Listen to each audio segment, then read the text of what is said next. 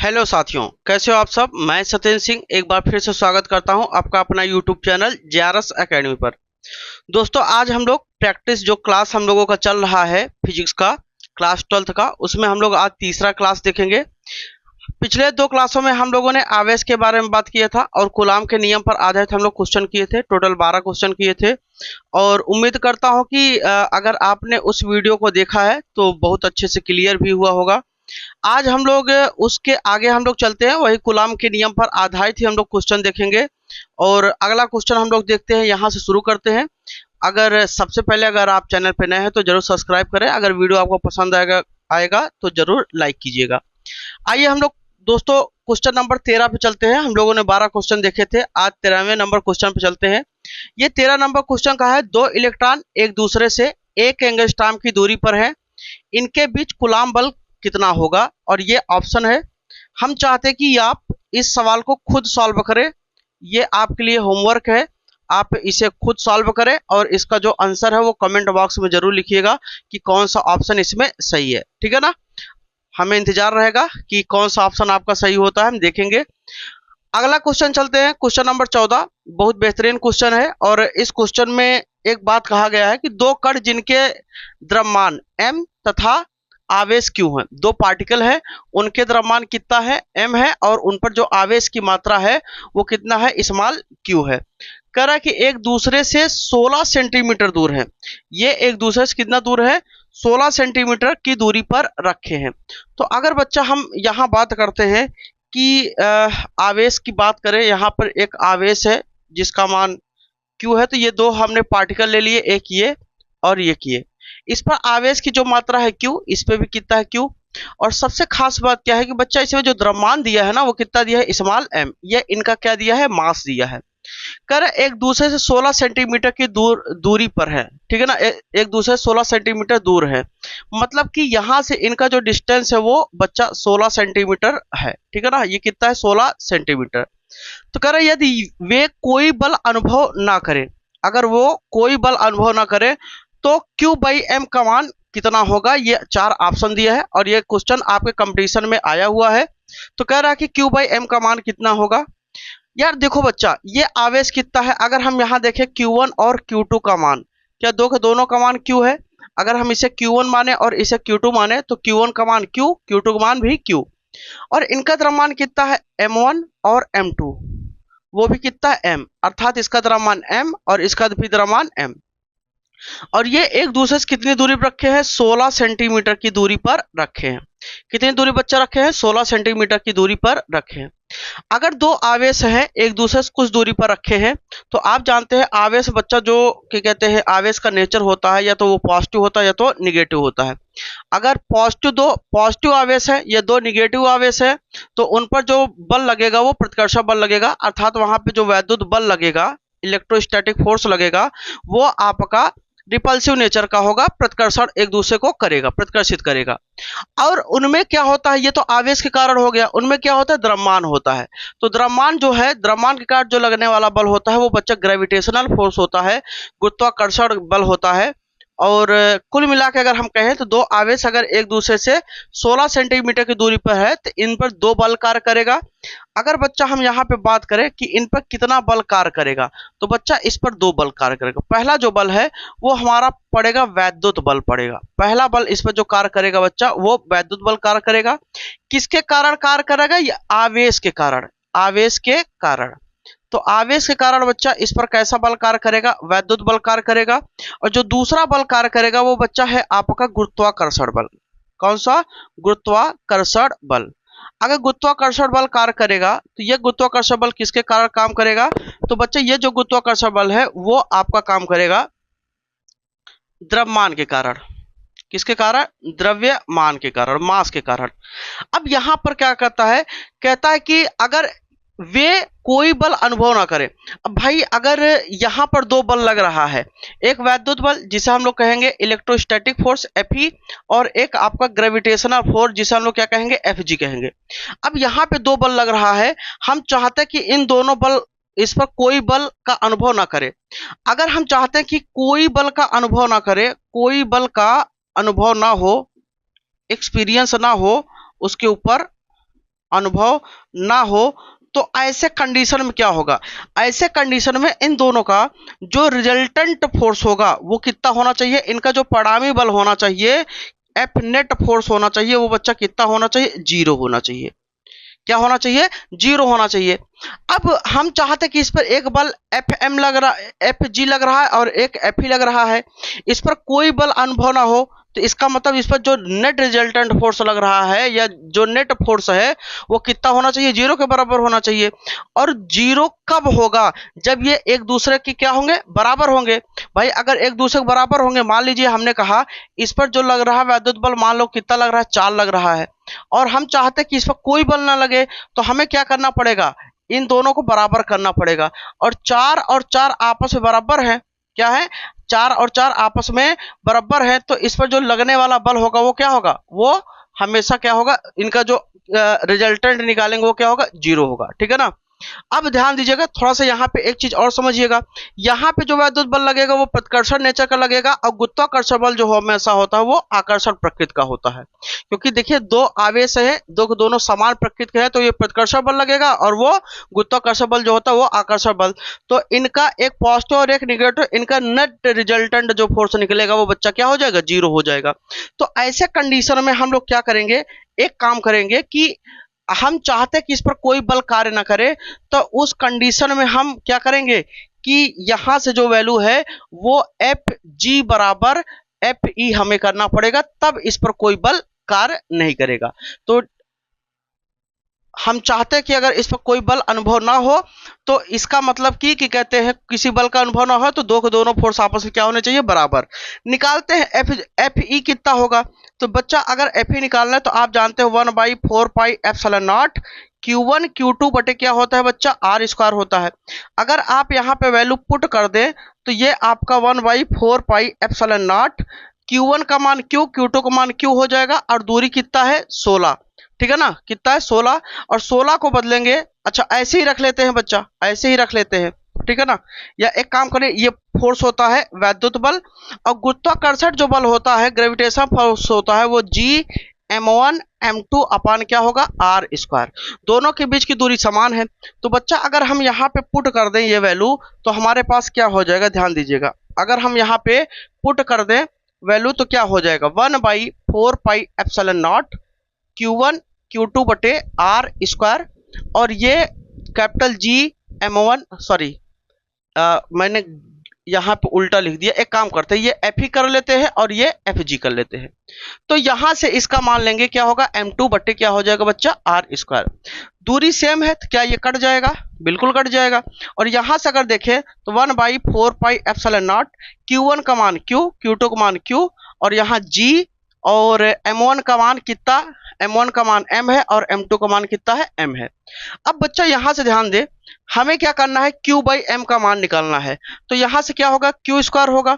अगर हम इसका यहां गुणा कर दें, देखिए 1/4 पाई एप्सिलॉन नॉट Q स्क्वायर, तो Q स्क्वायर बटे 1/4 पाई एप्सिलॉन नॉट हो गया, और ये G m स्क्वायर। एक काम करते हैं, इसका यहाँ त्रियक गुणा कर देते हैं, क्रॉस मल्टीप्लाई कर देते हैं कैंची वाला, और m स्क्वायर को यहाँ लाते हैं, तो ये आपका बच्चा हो जाएगा Q स्क्वायर बटे क्या हो जाएगा, m स्क्वायर, और यहाँ से 4 pi epsilon not capital G हो जाएगा।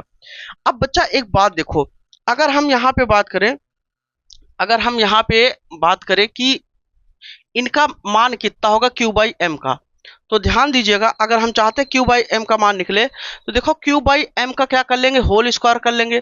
भाई इनका भी स्क्वायर है और इनका भी स्क्वायर है, तो दो को दोनों का अगर स्क्वायर है बच्चा, तो यहाँ क्या होगा, Q बाई क्या होगा, m का होल स्क्वायर हो जाएगा। और यहाँ से जब बच्चा हम करेंगे तो ये आपका आएगा 4 pi epsilon not G capital G आएगा। अब स्क्वायर रूट हटाते हैं तो Q बाई क्या होगा, m होगा, और इसका मान यहाँ क्या हो जाएगा, स्क्वायर रूट आ जाएगा। स्क्वायर हटाएंगे तो इस पर क्या हो जाएगा, square root 4 pi epsilon naught क्या हो जाएगा, कैपिटल G। तो अगर यहाँ से बच्चा देखे Q/m का जो वैल्यू मिल रहा है वो आपको कौन सा कितना मिल रहा है, स्क्वायर रूट आपका मिल रहा है 4 pi epsilon not into G। अगर बच्चा हम बात करें तो यहाँ पे कौन सा ऑप्शन, ऑप्शन नंबर जो डी है ये आपका क्या हो जाएगा, राइट आंसर हो जाएगा। समझ में आया दोस्तों। आइए अब हम लोग अगले सवाल की ओर चलते हैं, देखते हैं हमारा अगला सवाल क्या है।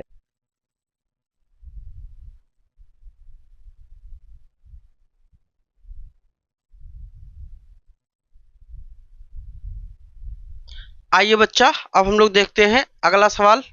और इस सवाल में आपका क्वेश्चन नंबर देखिए 14 तक हो गया। 15 नंबर क्वेश्चन देखते हैं। 15 नंबर क्वेश्चन में कहा है 2 बिंदु आवेश +3 माइक्रोकुलाम एवं +8 माइक्रोकुलाम एक दूसरे को 40 न्यूटन के बल से क्या करते हैं, प्रतिकर्षित करते हैं। यदि -5 माइक्रोकुलाम का आवेश प्रत्येक में और जोड़ दिया जाए तो इनके मध्य लगने वाला बल कितना हो जाएगा। ये ऑप्शन है, 4 ऑप्शन।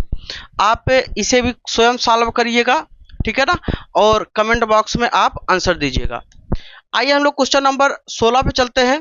कहा है 2 समान बिंदु जिनमें प्रत्येक पर 3 माइक्रोकुलाम आवेश है।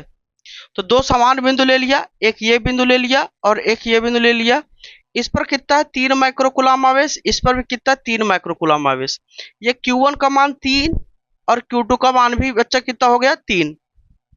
करे एक निश्चित दूरी मीटर में पर रखे गए हैं। यदि इन्हें i cap plus j cap plus k cap तथा 2 i cap plus 3 j cap plus 4 k cap पर रखा जाता है। इसका मतलब क्या है कि जो ये बिंदु आपका यहाँ पर है, तो इसका जो निर्देशांक है, अगर इसका हम देखें क्या कहते हैं वेक्टर के फॉर्म में, इसका पोजीशन वेक्टर देखें तो ये है और इसका पोजीशन वेक्टर देखें तो ये है।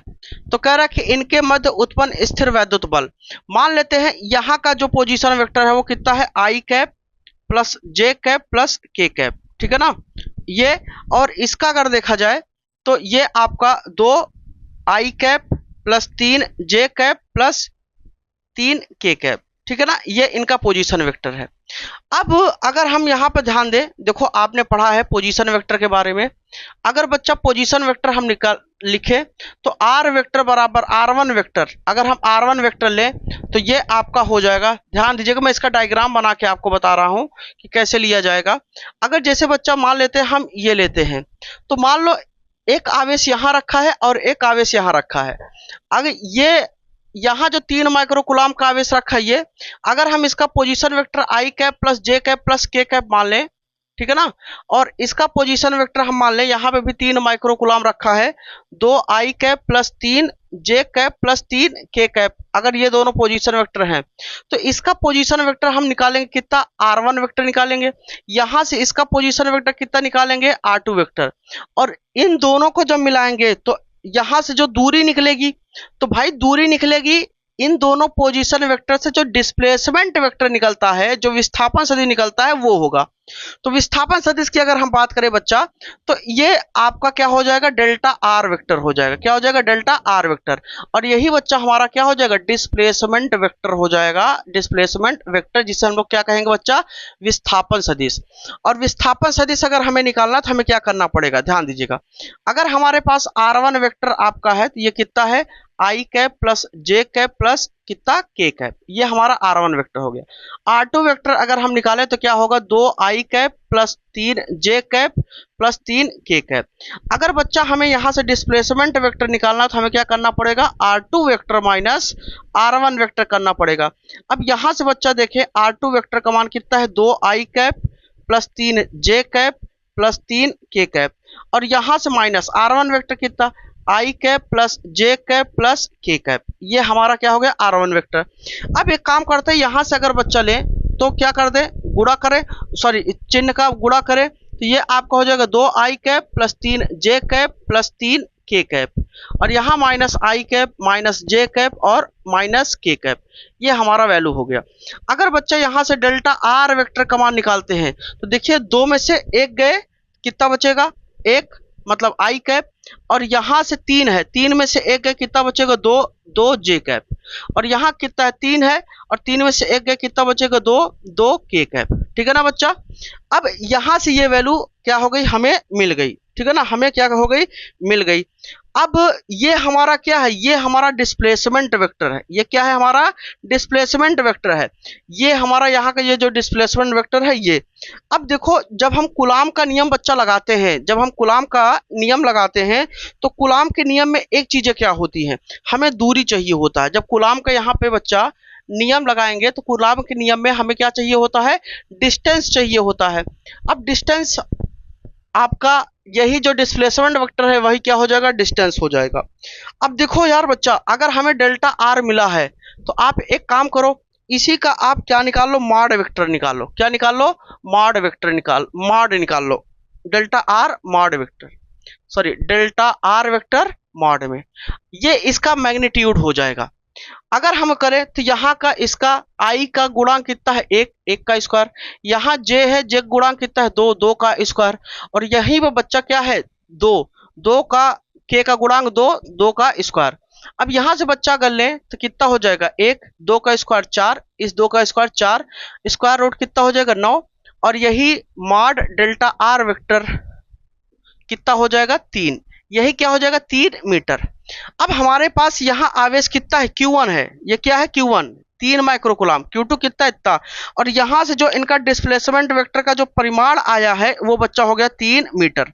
तो अब देखो यार बच्चा, हमारे पास क्या है, Q1 और Q2 का मान कितना है, 3 माइक्रोकुलाम, तो चेंज करें, 3 गुणित 10 की घात क्या हो जाएगा, -6 कुलाम हो जाएगा कि नहीं भाई। माइक्रो को अगर हम चेंज कर दें तो यहां से क्या हो जाएगा, आपका ये वैल्यू हो जाएगा, और इनके बीच की बच्चा जो दूरी होगी आर, आर कितना हो गया आपका, दूरी आर कितना हो गया, 3 मीटर। तो फार्मूला जानते हैं आप, 1/4πε0 Q1 Q2 बटे आर स्क्वायर। अब यहां से बच्चा अगर हम देखें तो इसका मान कितना होता है, 9 गुणित 10 घात कितना होता है, 9, और Q1 का मान 3 गुणित 10 घात -6, Q2 का मान 3 गुणित 10 घात कितना, -6, और यहां से R का मान कितना हो गया, 3 का स्क्वायर, 3 का स्क्वायर। अब यहां से बच्चा लेते हैं F बराबर, तो 9 गुणित 10 की घात कितना, 9, और 3 त्रिका 9 हो गया, और यहाँ पे 10 घा -6, 10 घा -6 कितना हो गया, 10 घा -12, और ये 3 का स्क्वायर कितना हो गया, 9, 9 से 9 कट गया। अब बच्चा हम देखें यहाँ पर हमें कितना वैल्यू मिलेगा, ध्यान से समझिएगा।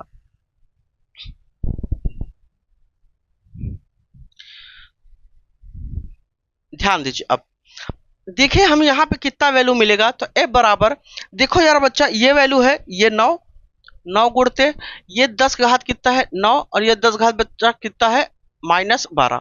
अब यहां से घटा देंगे तो F बराबर 9 गुणते 10 घात, घटाओगे कितना बचेगा, -3, क्या हो जाएगा, न्यूटन। यही हमारा क्या हो गया, आंसर हो गया। अगर आप देखें तो ऑप्शन नंबर कौन सा, बी वाला ऑप्शन सही है, यही हमारा क्या हो जाएगा बच्चा, राइट आंसर हो जाएगा, यही हमारा सही उत्तर हो जाएगा। समझ में आया या नहीं, ये हमारा क्या था, क्वेश्चन था। और ये बच्चा, ये सब जो क्वेश्चन हम करा रहे हैं बहुत बेहतरीन क्वेश्चन है, और ये कॉम्पिटेटिव क्वेश्चन है, ठीक है ना। आइए हम लोग बढ़ते हैं अब अगले क्वेश्चन की ओर।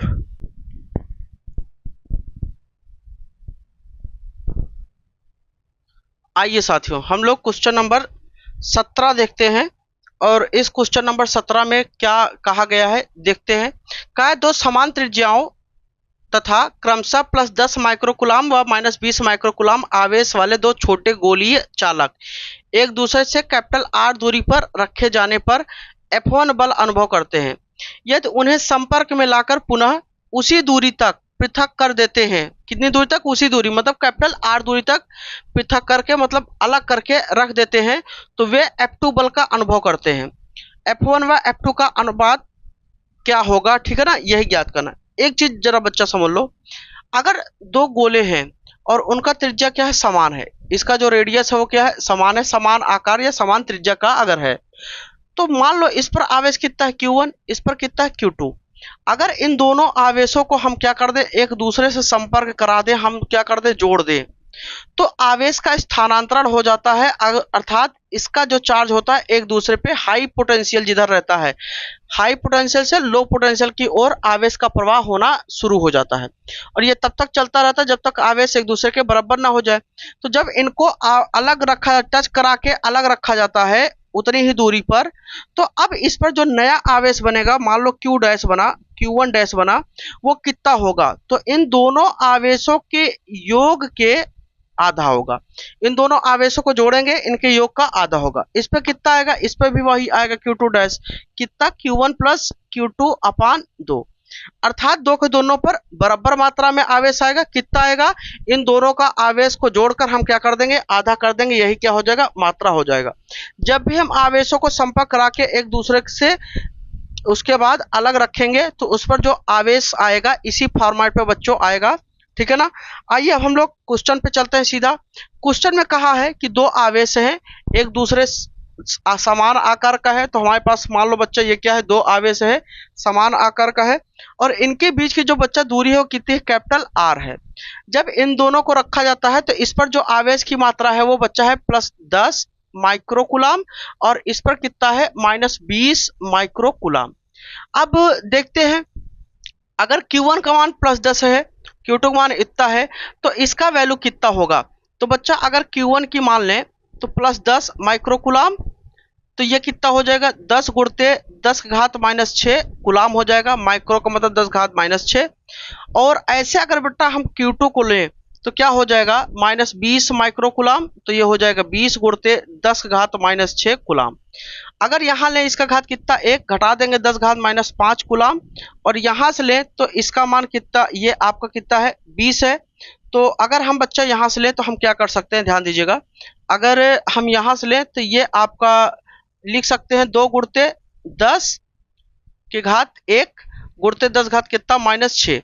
20 को हम क्या लिखेंगे, 2 गुणते 10, 10 दूना 20, इसका घात 1, तो घटाएंगे तो 2 गुणते 10 घात कितना हो जाएगा, -5 गुलाम हो जाएगा। लेकिन इस पर कैसा ऋणात्मक आवेश।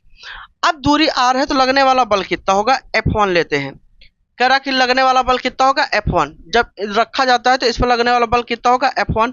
तो F1 का मान होगा 1/4πε0 Q1 Q2 बटे क्या हो जाएगा, r²। तो यहाँ से क्या करेंगे, वैल्यू रख देंगे। ये जो r² है ये दूरी कितना हो गया, स्मॉल r²। और यहाँ से जब बेटा वैल्यू रखेंगे तो ये आपका 1/4πε0 रहने ही दीजिए। और Q1 का मान कितना है आपका, 10 का घात कितना है -5, और ये कितना है 2 गुणते 10 घात कितना -5 बटे कितना दूरी, कैपिटल r²। अब बच्चा इसी को सॉल्व करेंगे, क्या आएगा 1/4πε0। यहाँ देखिए 2 गुणते 10 घात -10 बटे कितना r²।